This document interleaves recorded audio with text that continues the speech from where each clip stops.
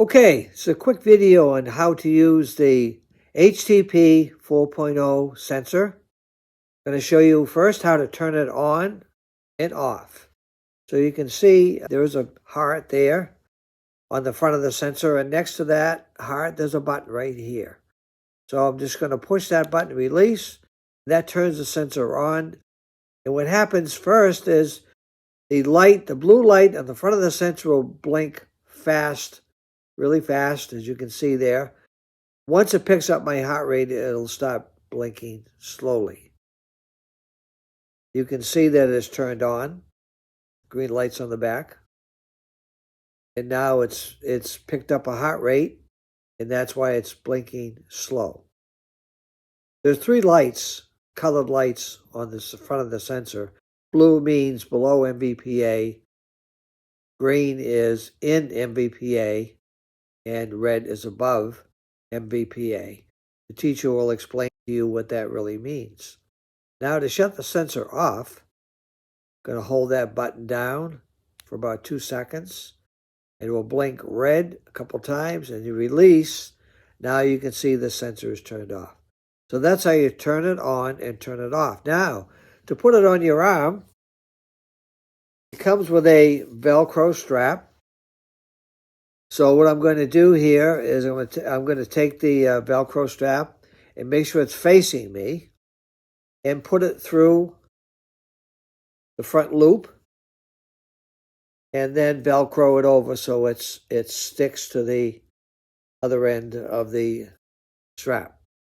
Velcro it over like that. I'm going to take the other end and put that through the same way. So the actual shiny part of the Velcro part is facing away from the sensor, and then fold it over, and that makes a circle.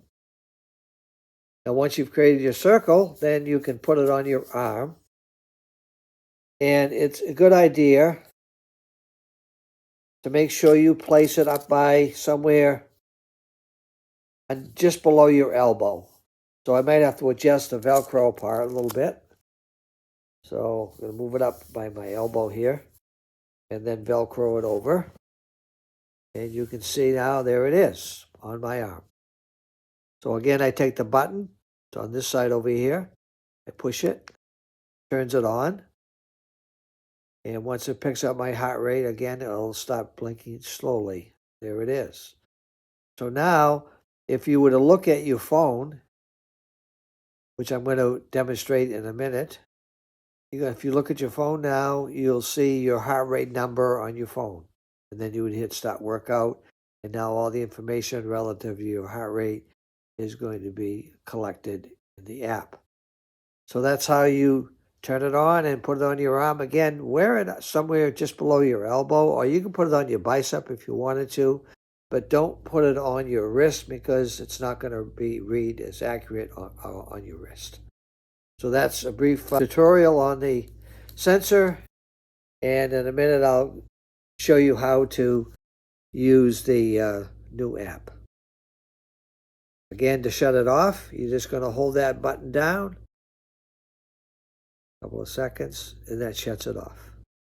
You can see the light is off now. Then you can take the strap off, clean your strap, and you're ready for the next time you want to do a workout. So thanks for listening. If you have any questions, I'm sure you can check with your teacher, and teacher will help you with any of your needs. And if you want to, you can always contact Tech Plus. Thanks for listening. Take care.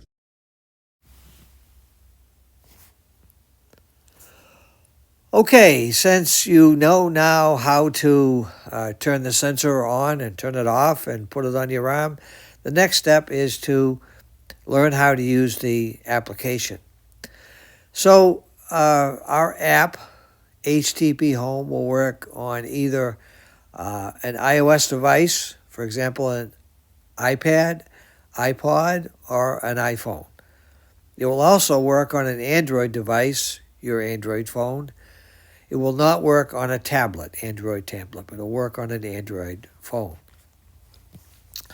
So the first thing you need to do is to get the app installed on your device. If you're using an iOS device, Apple device, then you would go to the App Store. If you were using an Android phone, then you would go to the Google Play Store. So what I'm going to do is I'm going to go up here and I'm going to do a search for the app itself. So it's HTP Home. That's the app you're searching for. And it shows up. And you can see, since I've downloaded it before on this device, it's given an icon picture of the cloud. But if it's the first time for you, then you would see the install icon there. So I'm going to hit the cloud to download, and it will download to my device once again. Once it finishes, you just select Open. Now this is very important. The first prompt that you will get is to allow to use, would you like to allow to use Bluetooth? So you want to make sure that you say OK. It's very, very important. Once you've done that, then you can sign in. In most cases, the username is going to be your email address. It may be, for example, a student ID also. It depends on how your teacher has set up your account. I'm going to just use my demo account here.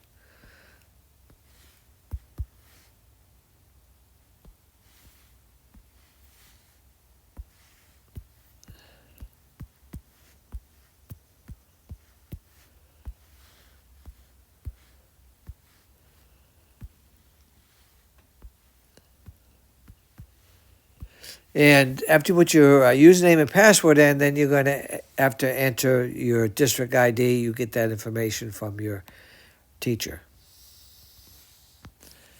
Once you've done that, you're going to hit sign in. And the first prompt that you may get will say relative to location permission. You can hit continue here and then go to settings and then permissions, and you will see location there, and just make sure always allow while using app is set correctly. I'm going to go back to the app now. And also on permissions for the iOS device, want to open the pedometer and allow permissions and allow that motion and fitness to be toggled on, so that the sensor will work with your Apple motion and fitness toggle. Back to the app. I'm going to go back to back to settings, back to settings. And now you need to pair your sensor. So I'm going to select pair sensors, and nothing has been paired yet. So I'm going to get my sensor and I'm going to turn it on. I'm going to hit add sensor. And then I'm going to hit pair. And with the sensor on, it's going to search and find the sensor that's close to the iPad. And you'll see it pops up there with an ID number. And I just hit check that box and confirm. And it's going to connect. And now there is my paired sensor. HW706V dash, and then the rest of the numbers are the UDID number of the sensor itself. So now I'm going to go back to the home screen, tap on home, and I'm going to select my workout. You have two options.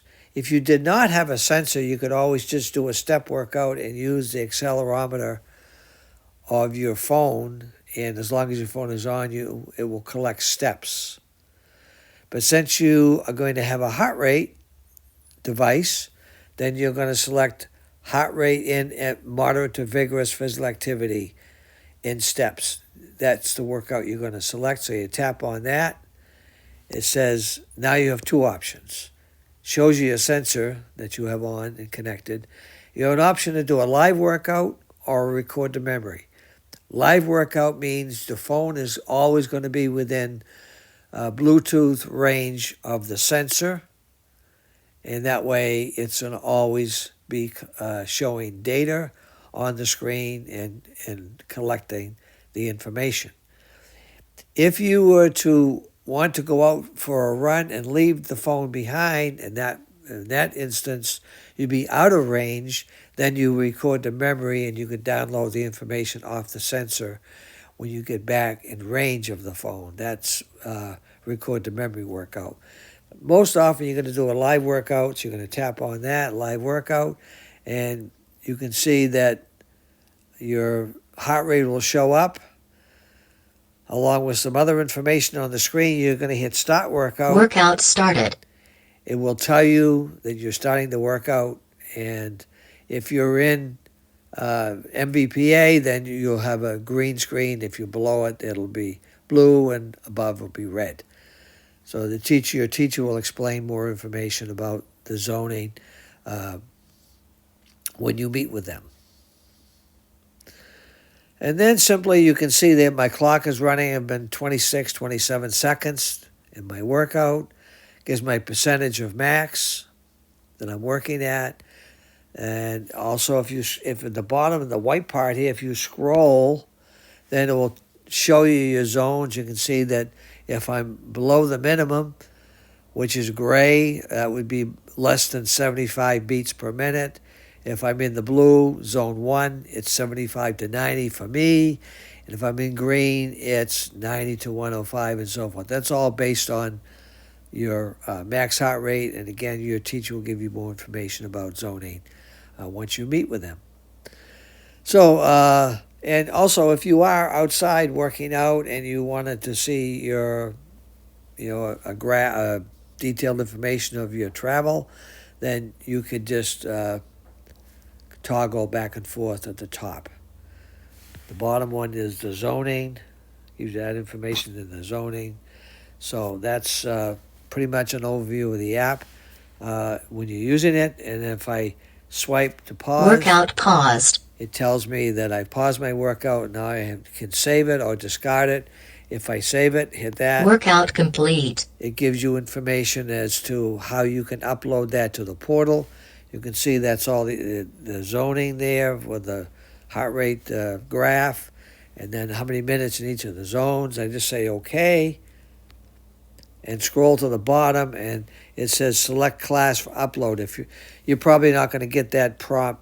I'm in a number of different classes, so I'm just going to tap on that, select a class, select one of the classes, hit OK, and now the workout is gone to the portal for your teacher and you to view at any time. If I wanted to go to history here, then I could select the date that I have workouts that I've completed, and I could hit view, and I could once again on the iPad see my workout, how many minutes in each zone, and total points and so forth. So you could go back and look at it on the iPad, but the iPad will only save 6 workouts. When you do the 7th workout on your iPhone or iPad, then it will delete the very first one. So it only saves a maximum of 6 workouts. But when that first one is deleted because you've done more than 6, then the workout is still in the web portal for you to log into and see, and for your teacher to view at any time also. So you don't have to worry. You haven't really lost it. It's just that for storage purposes, we just only save a maximum of 6 workouts at a time. So that's kind of a brief overview of using the Hot Tech Plus app. There's also, if I go to settings here, some information under general that you could, some settings that you could either enable or disable. If you wanted to disable all audio cues, you could check that first box. You see there's a list of different options there for you to either turn on or off while you're using the app. So, for example, if you want to have audio cues enabled, then when you click on that, if it's enabled, then if you got your iPods or your headphones in, then while you're working out, it would give you some information as to different zones you might be in and whether you're in MVP or not. So it'll give you those audio cues back. So that's pretty much an overview of the app. I hope that it's been helpful. If you have any questions, again, contact your teacher, or you can reach out to Hard Tech Plus. Thanks for listening. Have a good day.